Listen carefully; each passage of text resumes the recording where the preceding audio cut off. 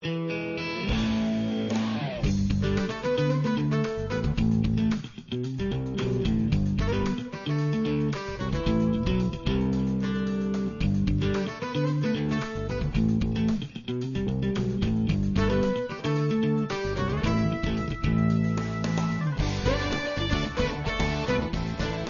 nós vamos dar então prosseguimento à nossa apresentação e eu gostaria de anunciar a vocês também que estão conosco as coordenadoras do ensino fundamental e médio da SEMP, que é a professora Roseli Ventrella, do ensino fundamental, e a professora Maria Silvia Bortoloso, que é a nossa coordenadora do ensino médio. Estão aqui na primeira fila, né?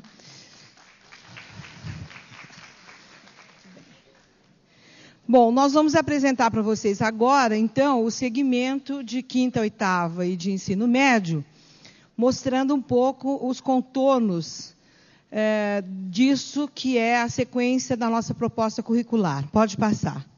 Como eu disse a vocês, a motivação da secretaria e dessa gestão, né, do governo José Serra de elaborar essa proposta era principalmente pelo reconhecimento de que é dever do Estado anunciar com toda clareza qual é o direito que essas crianças e jovens têm a um mínimo de base curricular bem desenvolvida e bem estruturada.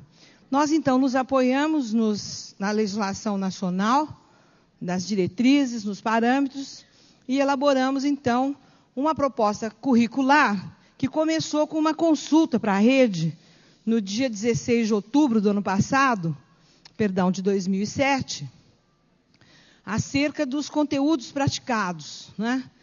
E nós, então, fizemos uma sequência de conteúdos que é aquilo que mais se aproxima do que os nossos professores compreendem por currículo, quer dizer, aquilo que ele tem que ensinar. Então, normalmente se compreende de uma maneira vulgar que o currículo é o anúncio de uma sequência ordenada de conteúdos que muitas vezes coincide com o índice dos livros didáticos, não é, professora?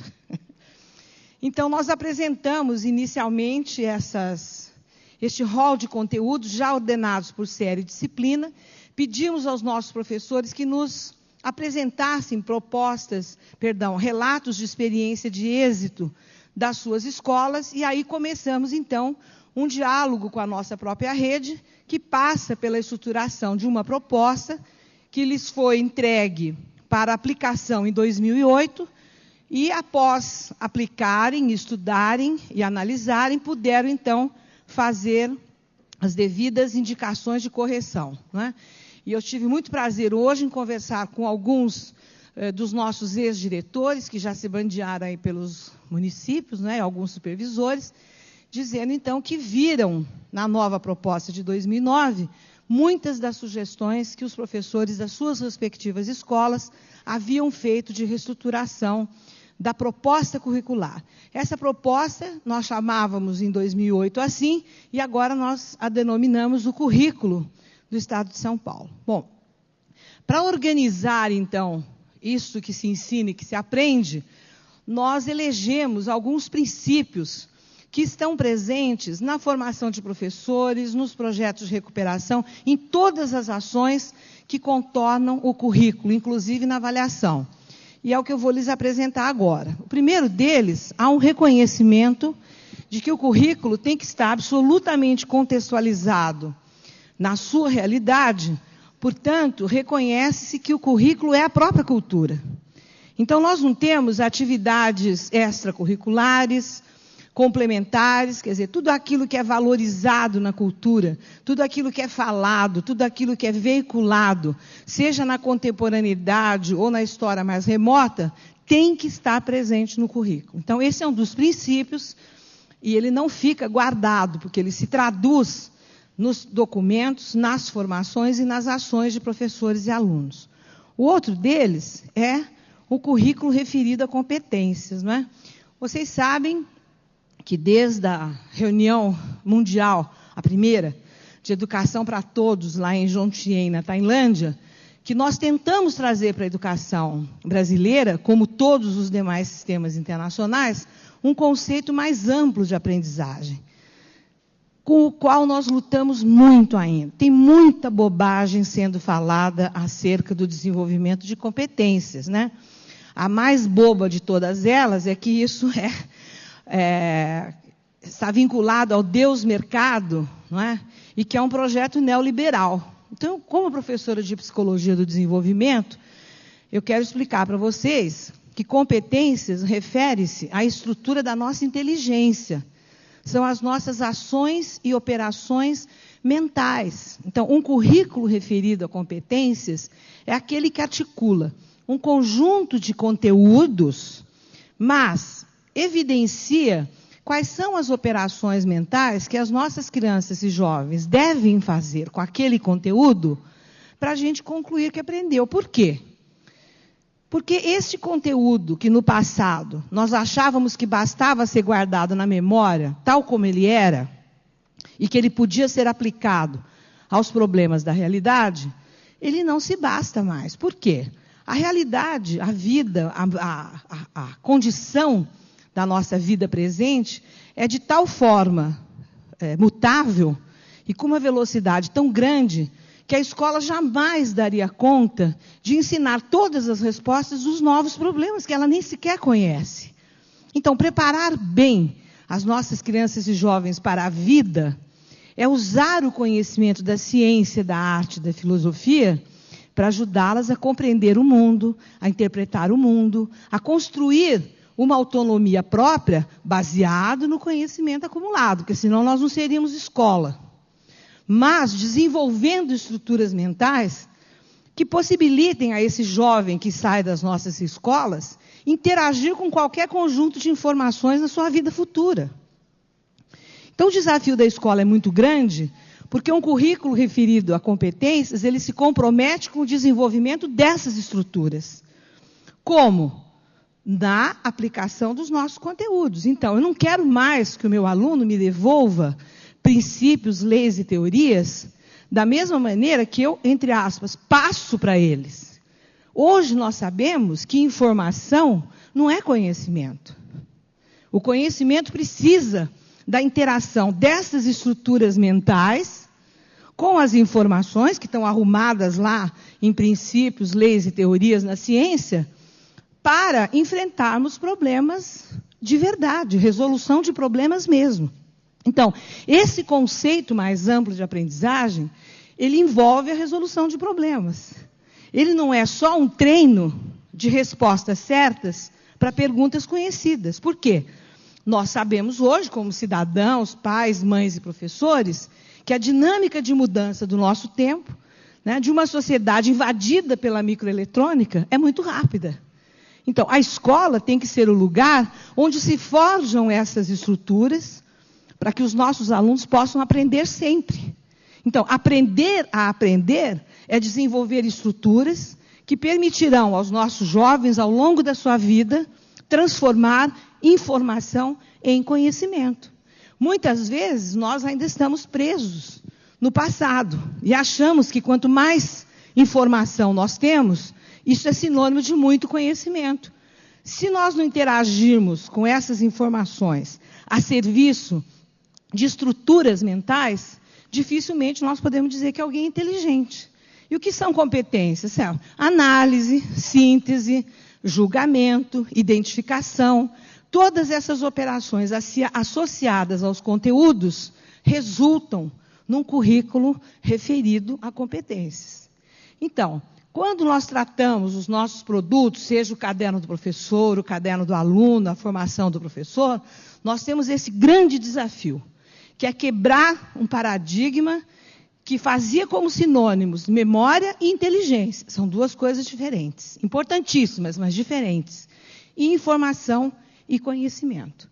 Então, um currículo referido a competências, ele tem o compromisso de, no seu desenvolvimento, na sua metodologia, fazer emergir uma interação entre o sujeito que aprende e as suas estruturas mentais e todos os conteúdos que nós, professores competentes, organizamos, selecionamos e propomos a esse aluno para que ele possa interagir na nossa sala de aula. Então, esse é o segundo princípio do currículo. O terceiro é quase que autoexplicativo, não é? Um compromisso, dando seguimento complementando, inclusive, o segmento de 1ª a 4ª, um currículo referido ou comprometido com o desenvolvimento da competência leitora e escritora. Hoje nós sabemos que essa interação com o mundo que nos cerca se dá por uma decodificação de códigos, de sinais, de linguagens. Quer dizer, se o sujeito não é capaz de compreender este mundo que o cerca por um princípio de comunicação, que é pela linguagem, dificilmente ele vai poder reagir a ela com autonomia. Então, este compromisso com a leitora e escritora como uma prioridade do currículo, né? Finalmente, ou quase finalmente, uma mudança de eixo de novo. Um currículo que prioriza a capacidade ou a competência de aprender. Vocês podem dizer, bom, mas isso daí sempre foi. Todos os nossos currículos privilegiavam a competência para ensinar. Quando a gente pensa em currículo, a gente sempre pensa em organizar as condições de trabalho do professor. Agora, nós o fazemos também na proposta, só que o fazemos com o foco na aprendizagem do aluno. Quais são as condutas, quais são as metodologias, quais são as práticas que mais favorecem a aprendizagem dos alunos. E, por fim, nós temos o segmento aí do ensino médio, nosso compromisso, então, de diversificar parte do nosso currículo do ensino médio, inserindo na vivência, nos valores, no vocabulário e até mesmo na preparação profissional do mundo do trabalho. Então, esses 5 princípios explicados de maneira muito simples nos nossos documentos, que a Valéria vai apresentar para vocês, são aqueles que estruturam praticamente toda a nossa proposta curricular. Pode passar. Quais são as características de todo esse processo que nós passamos? Além do respeito ao saber constituído, como eu disse a vocês, nós temos 2 focos fundamentais. Um deles, ações, documentos e capacitações que facilitam a gestão do currículo no âmbito da escola. Então, atenção, documentos e ações para o professor coordenador, para o supervisor, para o diretor e o vice, e também para os dirigentes, né? Com o foco na gestão da escola. E o outro, para a gestão da aprendizagem na sala de aula. Então, todo um conjunto de documentos, de atividades para apoiar os professores na gestão da aprendizagem na sala de aula. Porque essa é uma gestão absolutamente especializada, que precisa ser apoiada, não é? E nós, então, tivemos um foco específico para esse tipo de gestão. A Valéria vai apresentar para vocês agora os nossos documentos, né, que apoiam essa questão. Vamos lá. Muitos de vocês já tiveram a oportunidade de conversar conosco lá no nosso pequeno espaço de exposição. Nós pudemos ter um diálogo com vários gestores e ali nós apresentamos os materiais que compõem o currículo do Estado de São Paulo.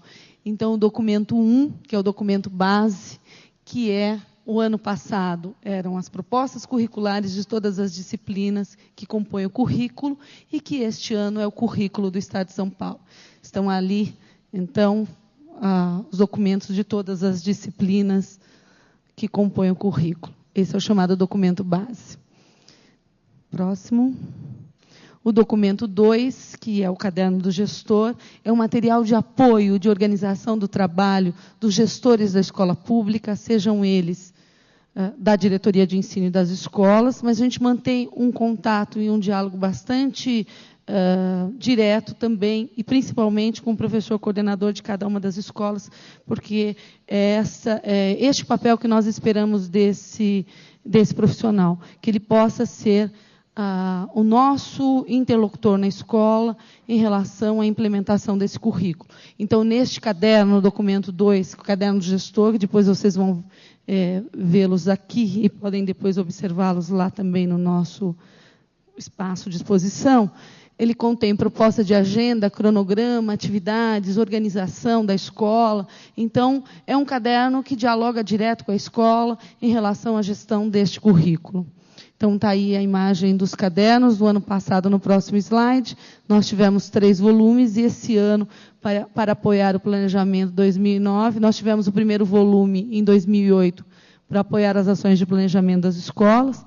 Tivemos mais 2 cadernos que apoiaram o desenvolvimento do currículo ao longo do ano, e este ano, o volume 1, que também voltou a discutir o planejamento escolar agora para 2009. Então, essa é a série de documentos, caderno gestor. E o caderno do professor, que foi publicado ano passado, em todas as disciplinas. O ano passado, nós tínhamos um caderno por disciplina e por bimestre. Né? Vocês sabem, a professora Maria Helena e a professora Marinei já destacaram.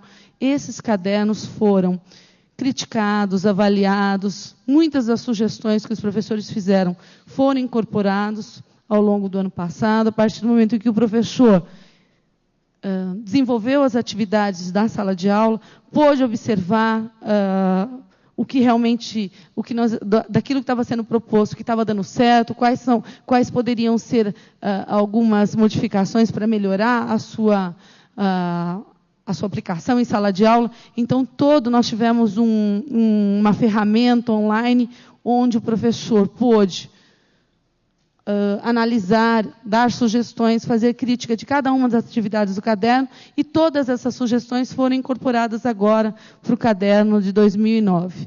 Então, nós temos uma organização desse caderno que propõe atividades por aula, né, em todas as séries, em todas as disciplinas. Ele também tem as indicações das competências e habilidades que devem ser desenvolvidas para cada aluno. Nós temos sugestões de atividades para salas, sugestões de material complementar, leitura complementar, propostas de avaliação e também propostas para recuperação em sala de aula. Então, isto compõe o caderno do professor. O ano passado, nós tivemos a distribuição para todos os professores. Eu acho que tem aí, no próximo slide, a composição dos cadernos. Ele tem planejado, foi pensado, inclusive, na concepção gráfica, de como é que poderia ser esse diálogo com o nosso professor. As cores também foram pensadas para que eles pudessem ter uma identificação por disciplina. Então, está aí o rol do caderno, os cadernos do professor. Está aí a composição completa do caderno do professor. Próximo. E aí a nossa vedete para 2009, o caderno do aluno. A professora Marinês gosta de dizer que quando a gente lançou o caderno do professor, né, professora Marinês, nós fizemos uma armadilha, porque a gente sabia que o próximo pedido seria o caderno do aluno, e nós ficamos muito felizes com esse pedido.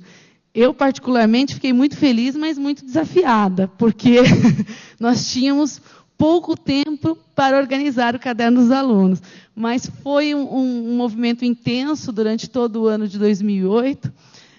Nós tivemos, a professora Marinês vai falar dos 42 dias de recuperação, e esses 42 dias de recuperação, onde nós tínhamos o caderno do professor e o jornal do aluno, também foi um indicativo que a gente precisaria fazer o caderno do aluno para o currículo do Estado de São Paulo.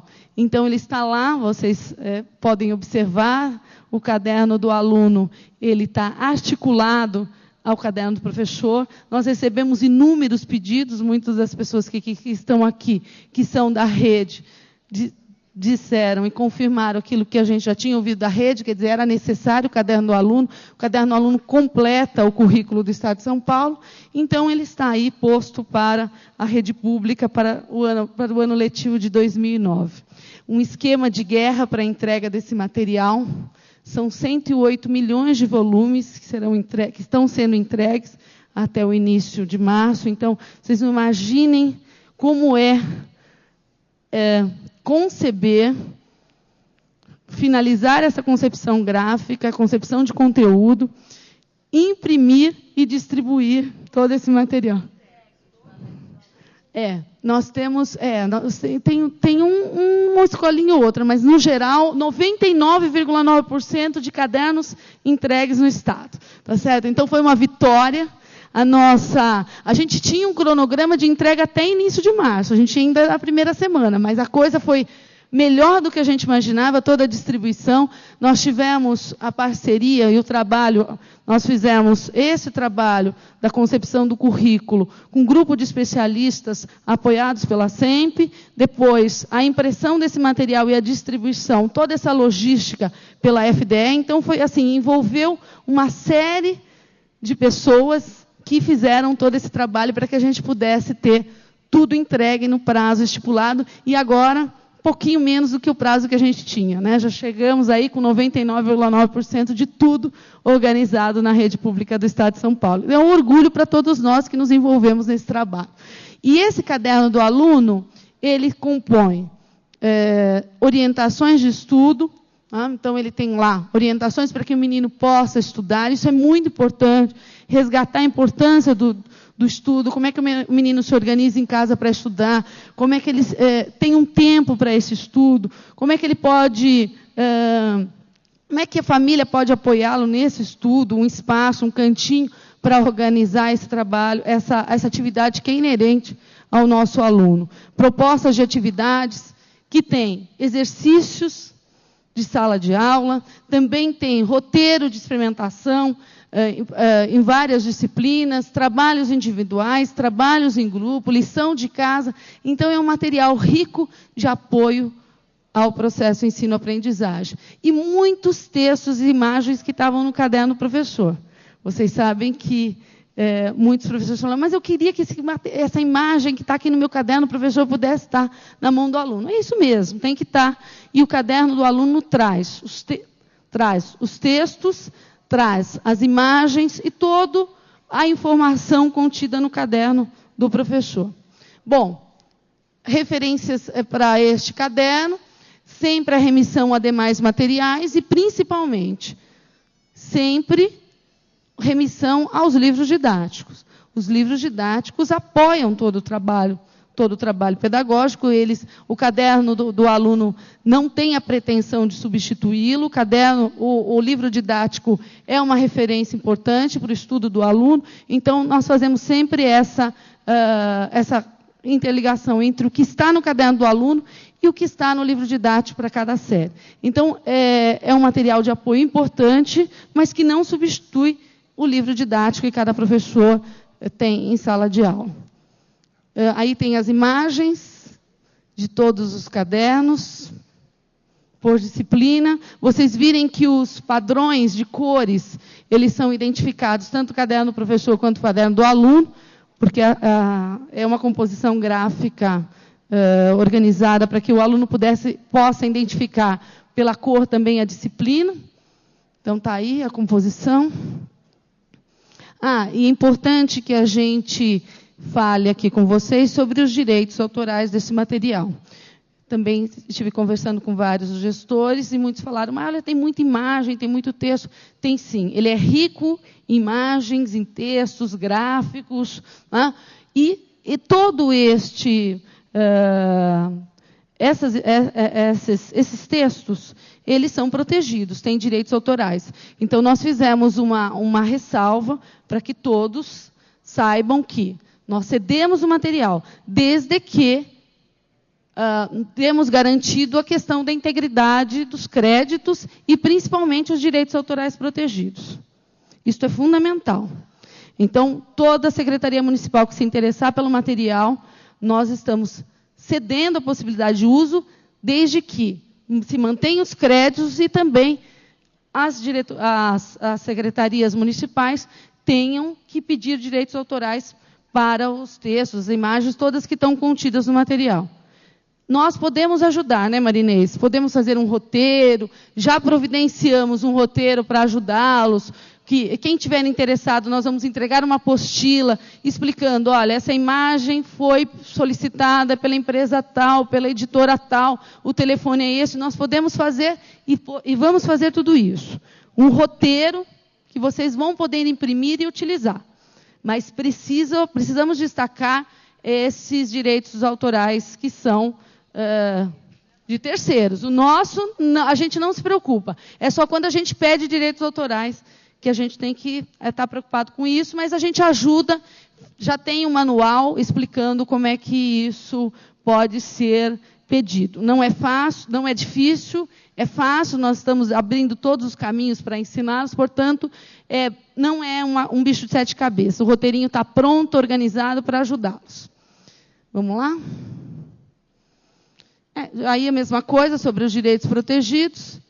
E textos, aqui tem exemplos dos tipos de materiais com direitos protegidos, são textos literários, ilustrações, publicações em livros, textos acadêmicos, materiais jornalísticos, letras de músicas, e mapas e gráficos, etc. É isso que a gente gostaria de salientar, mas que nós apoiaremos vocês nessa solicitação. Bom, para falar de recuperação de aprendizagem, eu gostaria de chamar a Maria Inês, que é a nossa mentora do processo de recuperação de aprendizagem. Eu não posso deixar de chamá-la aqui, porque eu me lembro muito bem uma reunião que tivemos uma noite, acho que foi em setembro de 2007, uma chuva danada que Deus mandava em São Paulo. E caiu uma chuva, eram 8 da noite, estávamos eu, professora Maria Inês, professora Maria Helena, e eles me perguntando sobre a recuperação. Como é que a gente poderia fazer recuperação? Você lembra disso? Novembro. E estávamos... Bom, como é que nós poderíamos fazer a recuperação para os alunos para 2008? E elas me perguntaram, dá para fazer recuperação para muitos alunos? Eu falei, olha, é necessário que nós façamos recuperação para muitos alunos. Agora, o espaço físico, a gente não consegue fazer no contraturno para todos que precisam. Bom, e aí, qual é o desafio? Eu falei, é uma situação bastante complexa, a gente colocou, como uma pessoa da SEMP, da Secretaria de bastante tempo, eu coloquei o cenário. Eu falei, nós precisaríamos de uma ação de recuperação intensiva, no sentido de ser para bastante aluno, a gente precisa disso, mas eu não consegui achar alternativas de atendê-los todos no contraturno. Aí a Maria Inês vai continuar contando a história do que ela propôs naquela noite chuvosa e o que foi feito. Bom, gente, na verdade, o conceito de recuperação intensiva, pode passar, ele surgiu nessa ocasião pela necessidade de nós olharmos de novo para o resultado da avaliação. Nós estávamos nos primeiros meses da gestão da professora Maria Helena e continuávamos incomodados com os desempenhos dos nossos alunos e a nossa crença de que eles teriam dificuldade de interagir com a proposta. Por quê? O desempenho em língua portuguesa e matemática estava aquém daquilo que nós queríamos. Isso, aliado a essa dificuldade operacional, deu origem, então, a esse projeto de recuperação intensiva, com o qual nós iniciamos os 42 primeiros dias do ano letivo de 2008, e organizando, então, uma ação onde toda a escola, durante o seu horário regular de trabalho, se mobilizaria com todos os professores de todas as disciplinas para repor algumas estruturas básicas, linguísticas e lógico-matemáticas, até mesmo para que os alunos pudessem interagir de fato com as propostas das suas séries nas diferentes disciplinas. E nós fizemos uma divisão de tal forma que a história, a arte, a educação física e o inglês trabalharam prioritariamente com as estruturas linguísticas, não é? A geografia, as ciências, a física, a química e a biologia trabalharam com as estruturas matemáticas. E, para isso, nós organizamos, então, um material para os alunos, com uma sequência de atividades passíveis ou possíveis de serem aplicadas pelos professores das respectivas disciplinas, no contexto das respectivas disciplinas, mas trabalhando, então, com as estruturas lógico-matemáticas e linguísticas, né? Quando nós estávamos aí no meio de novembro, né, todo o nosso pessoal do currículo envolvido na produção do primeiro caderno do professor, nós começamos a discutir a viabilidade de impressão desse material do aluno. E sabíamos que íamos ter que imprimir um material que contivesse o material do aluno também para o professor, porque só realizar atividades não gera conhecimento. É um ótimo exercício, mas é fundamental que o aluno compreenda o que ele está fazendo e compreenda as leis que regem estes fazeres. Então, era fundamental que o professor pudesse transformar estes fazeres em conhecimento. Então, para isso, nós tínhamos que ter também, não só uma capacitação para o professor, mas um material de apoio para ele. E foi, basicamente, a imprensa oficial do Estado, que é a nossa grande parceira na impressão de materiais, que acabou dando o formato final deste material, ao nos dizer o seguinte: com o volume de alunos que vocês têm, 3.800.000, nós não podemos colocar um grampo sequer nesse material. Se tiver que dobrar ele mais de uma vez e botar um grampo, nós não entregamos isso no primeiro dia de aula, né? E aí surgiu, então, a Valéria está trazendo o Jornal do Aluno, que tem o formato do Diário Oficial do Estado, que tinha uma dobra só, e, em paralelo, nós criamos, então, a Revista do Professor. E essa foi a grande armadilha que nós criamos para nós mesmos. Por quê?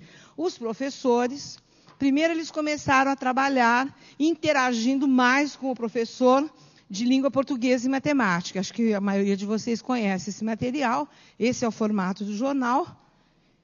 E esse é o da revista.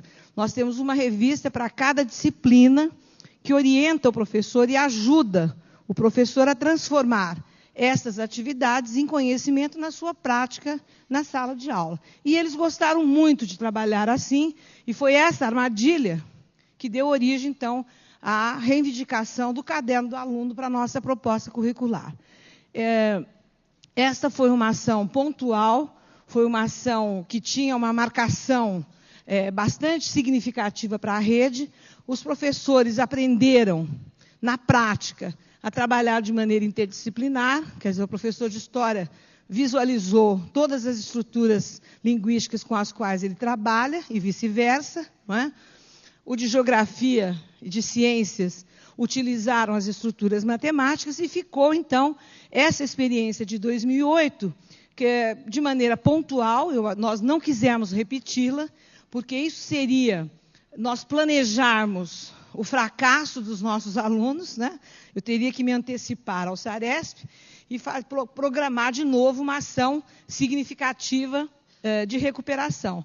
Ao contrário disso, nós preferimos, então, organizar uma recuperação paralela, de fato, para quinto, oitavo e ensino médio, aproveitando a dinâmica deste material, criando outros, valendo-nos de projetos antigos da SEMP, de muito valor, atividades matemáticas, etc.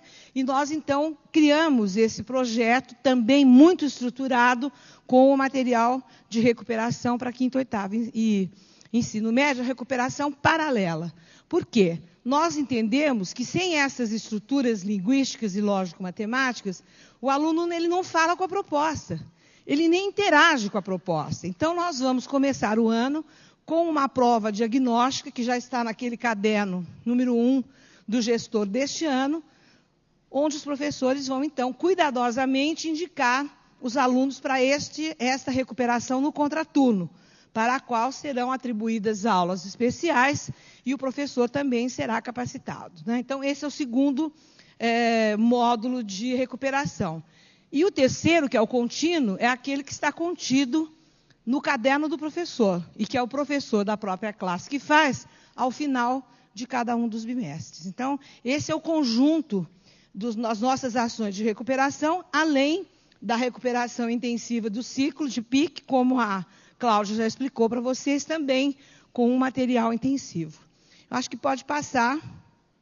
Olha, o jornal, como eu disse a vocês, né? Um para a quinta e sexta série, um para a sétima e oitava, pode passar. Um para a primeira série do ensino médio, outro para a segunda e terceira. Aí estão as revistas do professor, pode passar. Pode passar. Também nós temos uma intensa atividade de apoio aos professores por meio de uma videoteca de formação.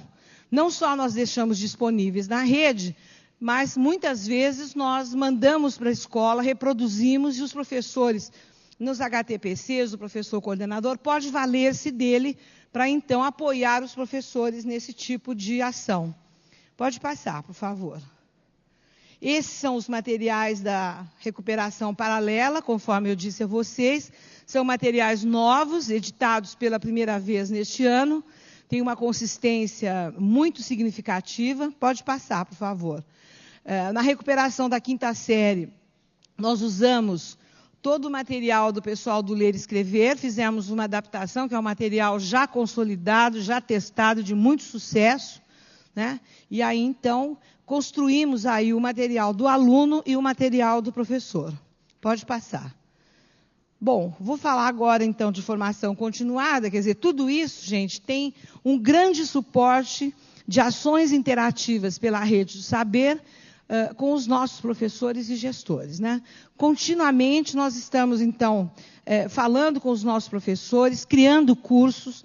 Eu não sou nem capaz de imaginar a quantidade de horas que nós utilizamos o ano passado para formar os professores. A SEMP organizou um programa chamado A Rede Aprende com a Rede.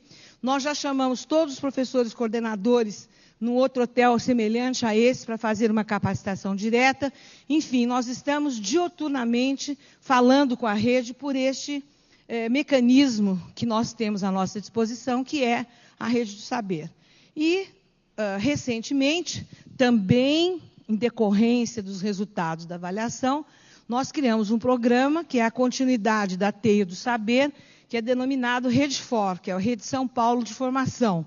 Vocês sabem que a Teia do Saber era um programa que contratava, deixava para as diretorias de ensino regionais contratarem curso com as universidades, e elas, então, definiam o que os professores da secretaria iam fazer. Nós invertemos um pouco este tipo de demanda e começamos, então, baseados no resultado de avaliações, nós criamos 16 cursos de especialização em nível de pós-graduação, com emendas absolutamente articuladas à nossa proposta curricular. Propusemos às 3 universidades paulistas, Unicamp, Unesp e USP, elas aceitaram de extremo bom grado, e nós vamos oferecer, a partir de agosto desse ano, um curso para 60 mil professores, e o ano que vem para mais 60 mil, então. Veja, nós mudamos um pouco a ótica, não é? Porque as universidades estão atendendo a uma demanda específica, toda ela circunstanciada em torno do currículo, né? Então, esse conjunto de ações, que eu disse aos senhores, formam especificamente esse apoio para a implantação do currículo. Pode passar. O que eu já disse a vocês. Pode passar. Nós temos um site, né, que se vocês não conhecem, eu os convido a visitar. Neste site, então, nós temos todas essas informações acerca dos nossos processos de formação, das nossas ações de capacitação. Pode passar, por favor. E aqui uma última coisa a respeito do nosso currículo, de maneira rápida para as outras colegas poderem falar. Atendendo à reivindicação da juventude do mundo inteiro, nós fizemos, então, uma diversificação curricular no nosso ensino médio, que se caracteriza por 2 ações diferenciadas. Uma delas é promover ou favorecer a formação profissional para os nossos alunos do médio. E a outra é apoio à continuidade de estudos. Pode passar. A formação profissional, que é uma reivindicação mesmo da juventude, nós o fazemos por meio de parcerias. E fizemos alguns experimentos no ano passado de muito sucesso. Fizemos um experimento com a Prefeitura de Indaiatuba, por meio do qual, uma fundação municipal, por meio do qual todos os alunos da rede estadual do 2º ano fizeram uma opção por 5 habilitações profissionais de nível técnico e cursaram essas habilitações nas instalações dessa própria fundação, a FIEC. Fizemos um convênio com uma fundação em Dracena, com o envolvimento da prefeitura, que isso é sempre fundamental, também com Barretos, lá o nosso parceiro é o SENAC, Piracicaba, e na Grande São Paulo fizemos, então, com o Centro Paula Souza e a Fundação Roberto Marinho, que juntos têm um curso denominado Teletec. Aí nós temos, então, 50 mil vagas na Grande São Paulo.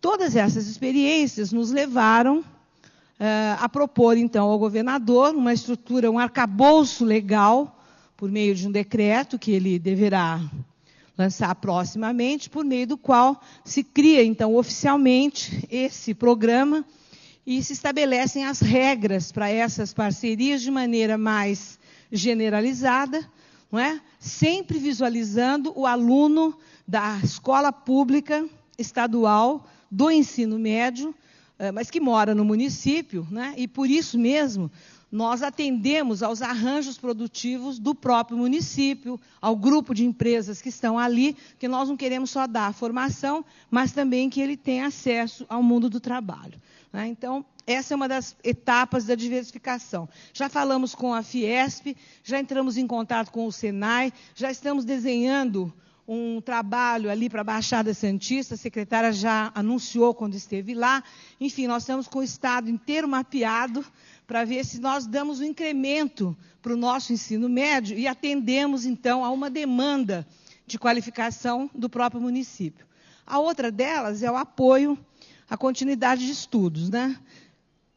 Vocês sabem que as duas coisas estão previstas na LDB, e nós fizemos, então, uma ação apoiados no guia, naquele caderno, Guia do Estudante, da editora Abril, que foi customizado para a secretaria, e que agora começa a lançar também uma revista do professor. A editora Abril está lançando uma revista do professor para apoiar os nossos professores, e nós fazemos, durante 6 horas aulas no ensino médio, no 3º ano, uma integração de temas já abordados disciplinarmente no currículo, mas agora de uma maneira envolvente, integrada e discutida, tal como aparece nos principais vestibulares do Brasil.